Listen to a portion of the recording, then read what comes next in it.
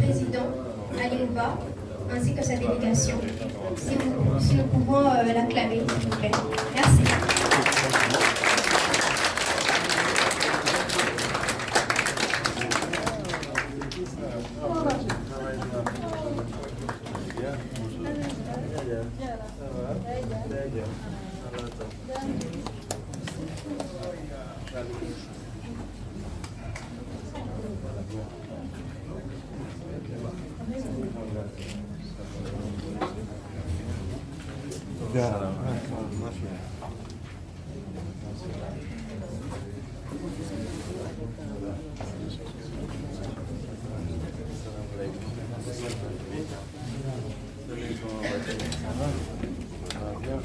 Merci beaucoup.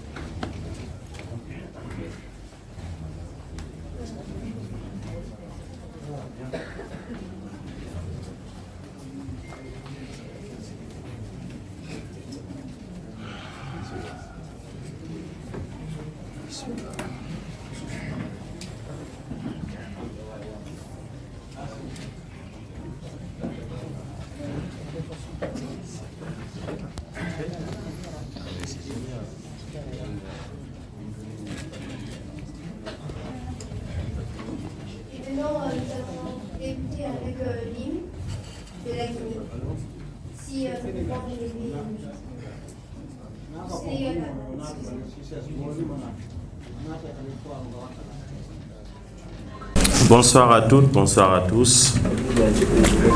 Je pense que nous allons demander à nos amis journalistes si c'est possible d'installer les équipements et de se rabaisser un peu pour faciliter le contact visuel avec le public qui a besoin de regarder ceux qui leur parlent. Et nous aussi, on a besoin de votre attention.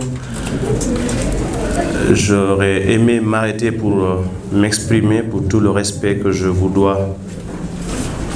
Mais compte tenu de la position des caméras, je pense que ça risque d'être un peu difficile. Donc je vous demande d'être compréhensif. Sinon, tous les efforts que vous avez fournis pour être là et toute la considération que vous avez accordée à l'invitation qui vous a été faite, il était de mon devoir de m'arrêter pour m'exprimer. Alors, si tout le monde est prêt, c'est bon. Vous pouvez toujours continuer de travailler, mais en ayant une position un peu plus basse pour rendre plus ou moins confortable le regard des uns et des autres. Alors, merci beaucoup d'avoir marqué de votre présence cet événement. Je me fais le devoir de remercier et féliciter la Fédération du modèle Sénégal sous le leadership de Madame Diallo Salimatoussi, que je vous demande d'applaudir, pour l'ensemble du travail qui a été effectué par ces équipes, ces jeunes dames et ces jeunes hommes très talentueux qui sont aussi bien habillés aujourd'hui, il faudrait bien le faire remarquer, et qui ont fait un boulot formidable depuis que le calendrier de notre séjour au Sénégal a été discuté et validé par le Bureau exécutif national. Je voudrais également remercier toutes les organisations qui ont marqué de leur présence pour donner du sens à l'invitation qui leur a été faite, en l'occurrence les associations sociales, les organisations politiques et aussi les personnalités sénégalaises et guinéennes qui sont des personnes ressources qui sont parmi nous cet après-midi pour partager ensemble ce que nous avons en commun, la République de Guinée. Alors, mon allocution va porter sur un certain nombre d'aspects. Mon collègue et collaborateur Malalba a brillamment présenté le modèle et son historique, l'organigramme du parti, quelques éléments importants du projet de société en termes indicatifs, les axes prioritaires. Mais je voudrais commencer d'abord par le livre que j'ai eu l'opportunité de publier au mois de mars dernier et qui a connu un franc succès tant sur le plan politique, commercial que médiatique, grâce à l'intérêt que chacun de vous a accordé à ses écrits. Ce livre a une toute petite histoire, comme toute œuvre.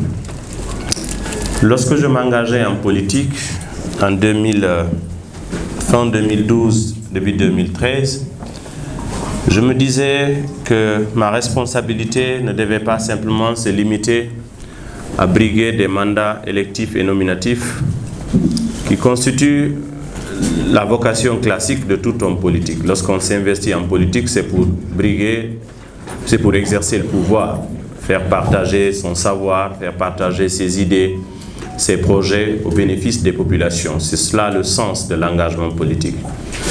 Mais je me disais qu'au-delà de ce fait, j'allais vivre des moments importants, pas en tant qu'observateur de la vie politique nationale, mais en tant qu'acteur de la vie politique nationale, que j'aurai l'occasion de relayer, de parler, pour que ma part de compréhension, sans prétention, je dirais ma petite part de vérité par rapport aux événements dans mon pays, puisse aussi être cette part, qu'elle soit inscrite dans les annales de l'histoire de la Guinée.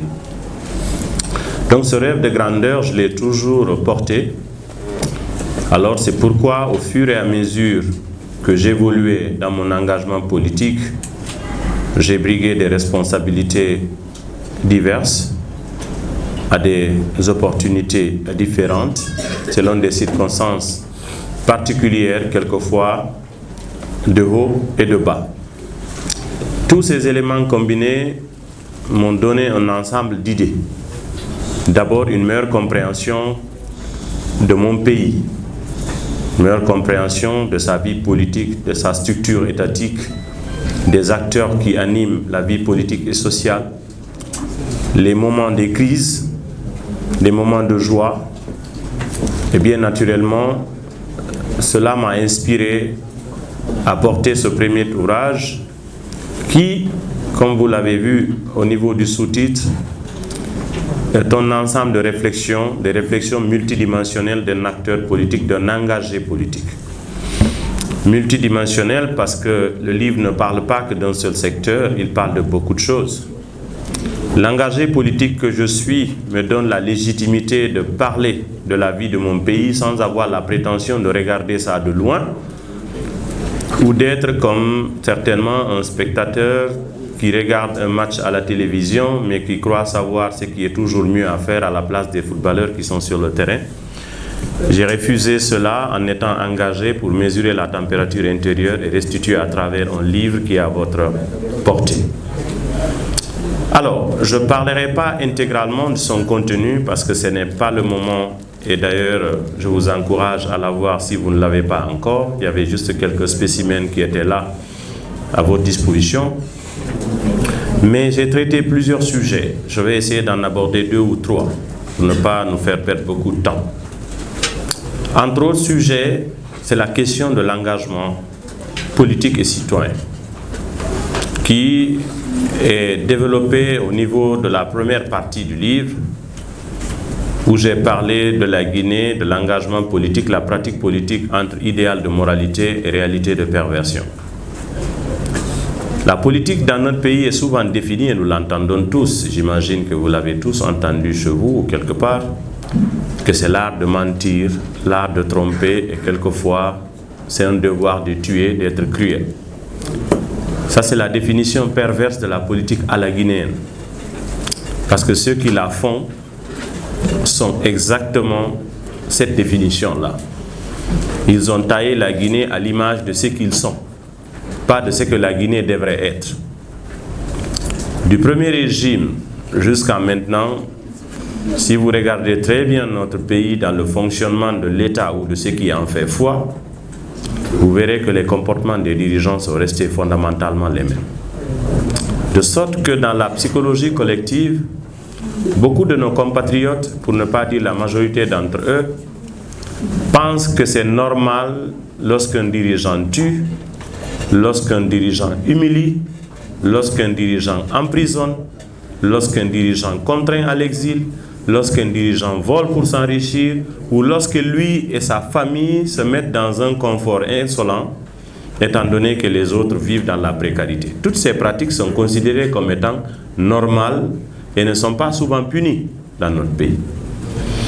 De sorte que, c'est l'une des dimensions importantes de cette réflexion dans mon livre, que les bonnes personnes ont décidé de s'éloigner de la politique.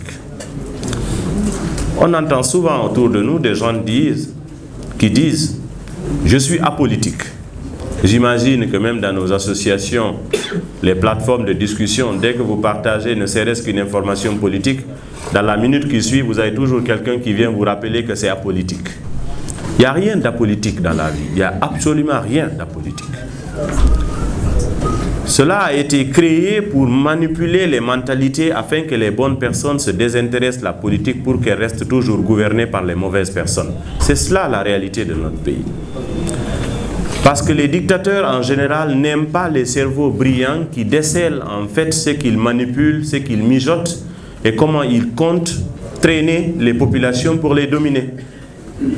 Alors on crée une psychose, une peur, une réticence, un dégoût de la politique pour que ceux qui sont intelligents, ceux qui sont lucides, ceux qui réfléchissent, ceux qui aussi ont une certaine dignité pour ne pas aimer se salir, pour que ceux-ci disent en y allant je prends des risques pour moi, pour ma réputation, pour mon honneur et pour ma dignité. Et le fait que cette manipulation ait marché pendant plus de 60 ans, vous voyez les différents dirigeants qui se sont alternés au pouvoir en Guinée, qu'ils soient civils ou des militaires. Le premier président a limité ses études au primaire, il n'est pas allé plus loin par démérite. Le second président, premier militaire, je ne sais pas s'il est scolarisé ou pas, moi je ne peux rien prouver, mais ce qui est sûr, c'était quelqu'un qui n'avait pas de référence académique et scolaire. Les deux autres qui l'ont suivi pendant la transition, je crois que chacun de vous peut les définir. C'est lui qu'on a prétendu être professeur sans étudiant, sans passé connu. On a vu son bilan. Et c'est lui qui est là aujourd'hui aussi, son parcours n'est pas un mystère. Alors, ce n'est pas étonnant qu'un tel pays se retrouve, après plus de 60 ans, dans une situation assez dramatique à tous les niveaux. Parce que les gouvernants sont pour la population ce que les parents sont pour les enfants. Ils représentent le premier baromètre, le premier facteur d'évaluation. C'est à travers les gouvernants qu'on peut savoir comment se porte un pays. Mais au même moment, si vous prenez les Guinéens qui ont du mérite, par le fait de leur parcours académique, par le fait de leur parcours professionnel, de leur moralité et de tout ce qu'ils ont accompli dans la vie sociale, dans la vie professionnelle, ceux-là se sont mis à l'écart. L'exemple le plus simple, lorsqu'on vient dans nos quartiers, vous remarquez que ceux qui ont brillé à l'école et qui ont trouvé facilement un emploi par le fait de leur niveau, s'éloignent de la société et s'éloignent de la politique. Ceux qui n'ont rien réussi, soit ils ont arrêté leur cursus ou ils ont été médiocres sur toute la ligne et qui ont du mal à trouver un bon emploi, eux aussi, ils cherchent à vivre. Ils font de la politique un métier. Ça veut dire que c'est un gagne-pain pour eux. Et eux, ils sont disponibles, ils sont partout parce qu'ils n'ont pas